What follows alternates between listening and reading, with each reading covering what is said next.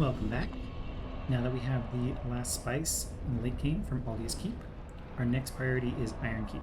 We want Ring of Blades +1, and we want to cash in all of these spices at Magarold. So first we're going to stop by Majula, buy Carhelion Spice. We'll be picking up 4 more spices in this split. This is the first one. And we're going to upgrade the Pyroflame to +10. Young pupil, do not take. Once that's done, we're going to go dump the rest of our souls into Green Bar. What we actually want is more decks. We want to reach 80 decks.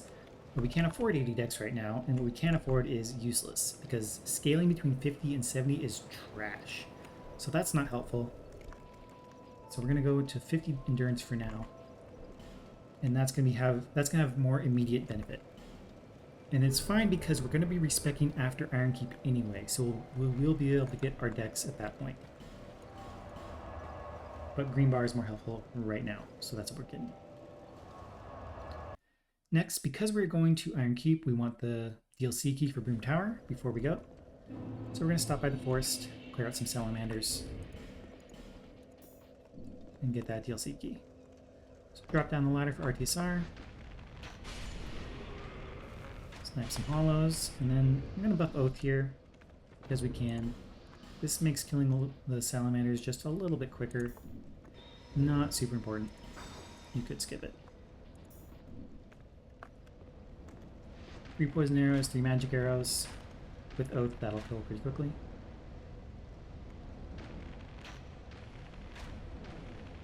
First couple Salamanders are free. Kill that one, and then we're going to put on Cat Ring and Cat Boots. We need both. We're going to drop onto the rubble over here to do just a tiny sliver of damage with both of them equipped. So we keep our TSR, we don't have to heal. And we can get down here. Take out the other Salamander. This is a free kill from this angle. He doesn't move, he doesn't attack. There we go. Our souls back.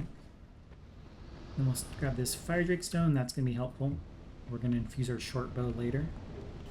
So we have essentially infinite fire arrows for Broom Tower. So we can blow stuff up. Then we're going to come over here. I'll rebuff Oath again, clear the last 2 Salamanders, and get that DLC key. This is pretty safe as long as you are careful. The Salamanders do have some surprisingly fast and surprisingly long range attacks. You don't want to mess with them. So don't let them get close. Just kite them back. They will not follow us all the way up into the next area. So you can kind of... and they also kind of derp around the corners a fair bit. So as long as you don't let them get close, you don't have any real trouble here. Just don't take any chances with them.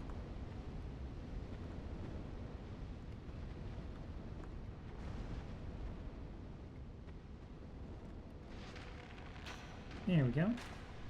First one's down. And watch for the second one over here. Now I should mention there is another way we can get to this area. We can kind of jump the little ledge over on the side. You approach from the giant large mammoth direction, drop down into that area, and come at this salamander from over there. Do the little cave. Oh, don't let them get close. Stay far away from the salamanders. Alright, we're good. If he tries to attack, around the corner, no problem. Yeah, I don't really like going the other way for a couple of reasons. First, the jump over the ledge is really hard. Very hard, difficult to get it done. So it could take you a very long time.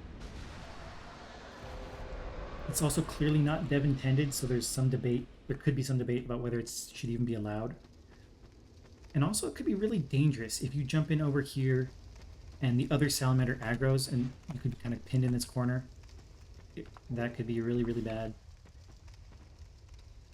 So, just gonna clear all the salamanders. It's not very hard. Just play it safe and you should have no trouble.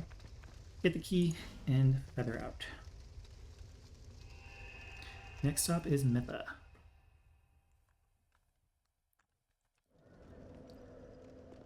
For Earthen Peak, we will want Dark Weapon, Dark Fog, Fire Whip, Yearn, and Homeward. Okay. Let's talk a bit about Fire Whip. This is our key for Mytha. It can stun lock her to death. Shoutouts to Dhufish Hunter for this strat. It's very helpful. Mytha has some quick, scary attacks. She can be a tough fight.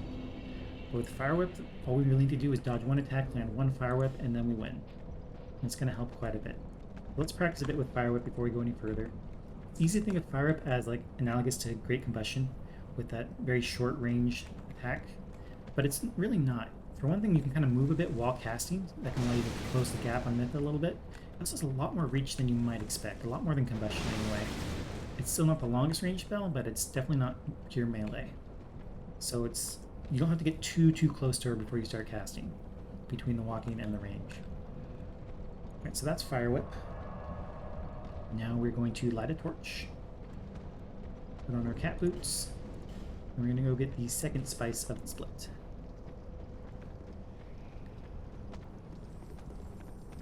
We'll drop into this big middle hole in the back here. There are 3 holes. We'll drop in the middle one. Torch allows us to see in the mist. You're totally blind down here without a torch, so don't forget that. And here's our spice. And it gets a quick RTSR from the poison mist. Oh, fireballs, there we go. Watch for those fireballs raining from above before you run out. Also watch for Forlorn, he can invade here. But we're good to go. All clear. I'm gonna wait for the next fireballs, then we'll jump out and attack that guy. Lure him back.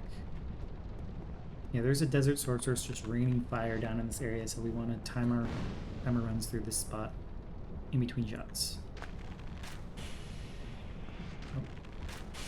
There we go. There we go. It's after the fireballs, we run through. This next guy will break a couple pots and get poisoned. Finish him with a couple magic arrows. There we go. Then we're going to switch to iron arrows, because magic arrows can't break these pots, but iron arrows can. So we're going to take advantage of those to break down all the pots. These pots will poison you almost instantly if you touch them, and we do count that as a hit, so you want to be careful around them. Just going to clear them all out and snipe this guy. Watch for Forlorn invading here. If you get a Forlorn, we can just homeward out. Okay. No Forlorn, so we're just going to go up and snipe everything with iron arrows. And then we'll collect the third spice of the split. Drop down here where the beetle was. And there's a Skeptic spice. I've said it before, I'll say it again. Spices are worth levels. Do not skip them. They'll be pretty helpful when we reach Magarold soon. Now Covetous Demon, this fight is basically free. We're gonna buff up. Let's get Flynn's Ring. Get the bow ready with iron arrows. Shoot a pot. Once again, you need iron arrows for the pot to break. Boom. That will distract the boss. So we can just walk up and poke him a few times. Get away from him when he's doing his thing. Don't trust hitboxes. Poke him a few more times. Save most of your stamina for when his defense wears off. Down he goes. Nice and easy. Not going to put on the Solaris hat here because I want to keep my casts of Yearn and Fire Whip. If you do put on the hat, it's fine. You can reset up RTSR, get your cast back at this bonfire, or you can just burn an herb. Whatever works. But hopefully you won't need to. Now for Earthen Peak. We want the Stone Ring. It's very important here. And Yearn is also very helpful. First, we're going to check for Forlorn. Forlorn can invade right here. Paging Forlorn. No. No. Looks clear. Alright. So toss out a Yearn and take out the archers on the right side up ahead.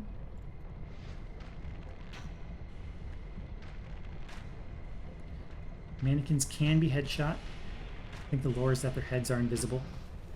If you hit them in the head, it'll be a one-shot kill with magic arrows. Once the archers are down, we're going to fog up into the ceiling over here. That will poison an enemy up above. Even if the fog doesn't fully inflict poison, he'll run into some poison pots and that'll finish him off. And we just wait. Yeah, he's poisoned. Wait till we see the souls. Here we go. We're going to cast another Yearn up in 4 over here.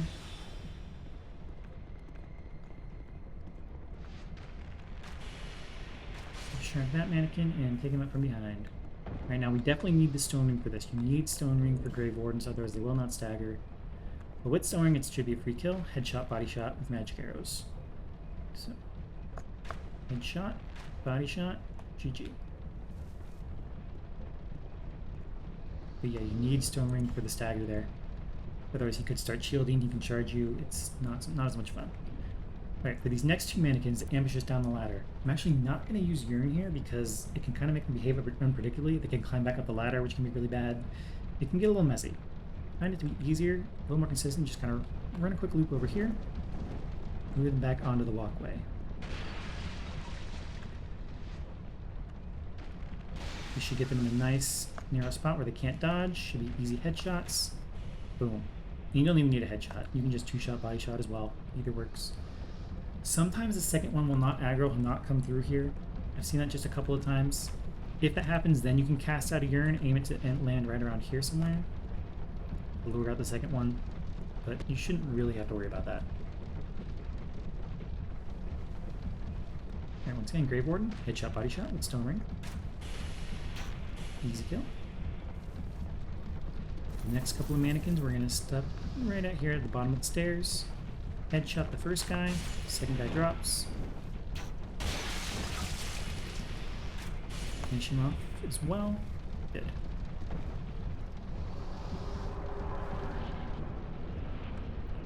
We're going to light this bonfire just so we can get a torch to burn the windmill.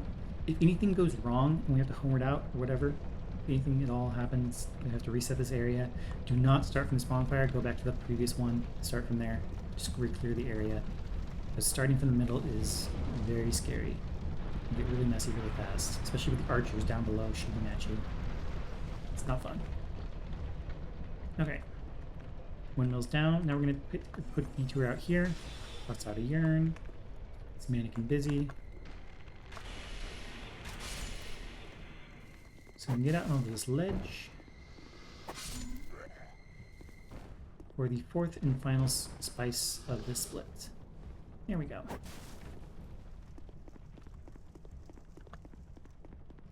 Moving on. These mannequins up above, you want to make sure your first shot gets them in the leg or foot. If you hit them in the body, then it can knock them off the ledge and they can attack you quicker.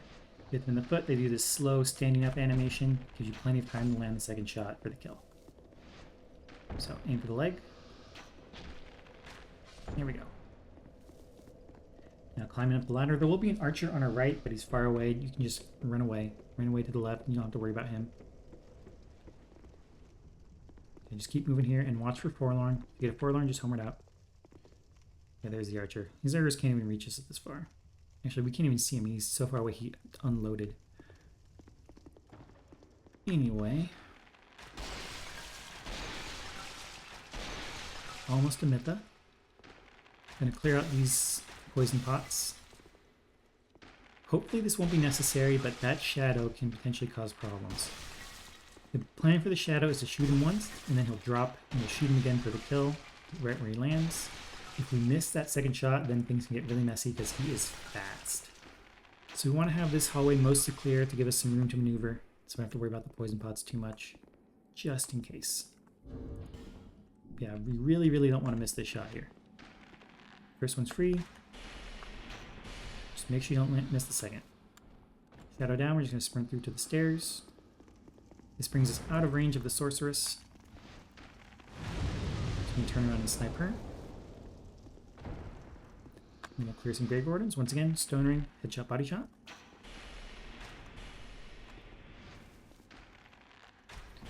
Just remember that they will kind of bounce to the side, stagger to the side a bit when you shoot them from an angle. So just be ready for that. And now we're going to Mytha. Plan for Mytha is Fire Whip. We're going to unequip all extra weight, so we have plenty of stamina regeneration. You can put Ricards in the offhand. This is a precaution if we run out of Fire Whip, so we might need to poke her a few times, but it really shouldn't come to that. We want all the cast speed. Full line mage set, Bluestone Ring, Chloranthy. For the final two rings, you could keep RTSR and Flynn's if you think you might need the Rapier, but you really shouldn't. Shouldn't come to that, so it's marginally better to go with Prayer and Knowledge. Gives us a little extra cast speed, a little extra fire damage. Not a big deal, but every little bit helps. So here we go. We're going to buff up with the Bright Bugs. That'll allow us to kill her in 4 casts instead of 5. That's recommended. And then we're just going to dodge 1 or 2 attacks. As long as we can land just 1 good fire whip on her, get that stagger, then we won. Here we go.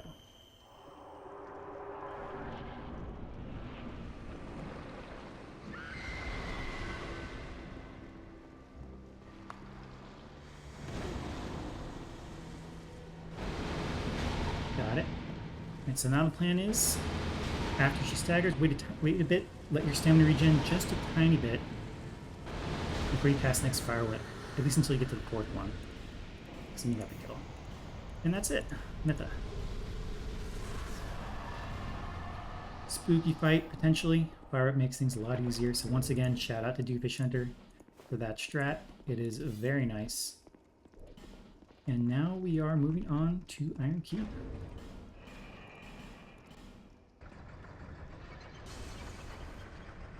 You still want to practice Mytha a fair bit, get used to those attacks, because you still need to be able to dodge at least 1. Fight's not entirely free, but it's a very good strat. And we're very happy for it.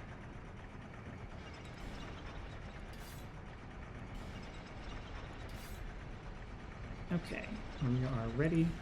In Iron Keep, we're going to want Stone Ring for sure. Let's get Blades back. We're also going to need Southern Ritual Band, but we'll talk more about that in the next split. For now, we're going to pause here and continue next time.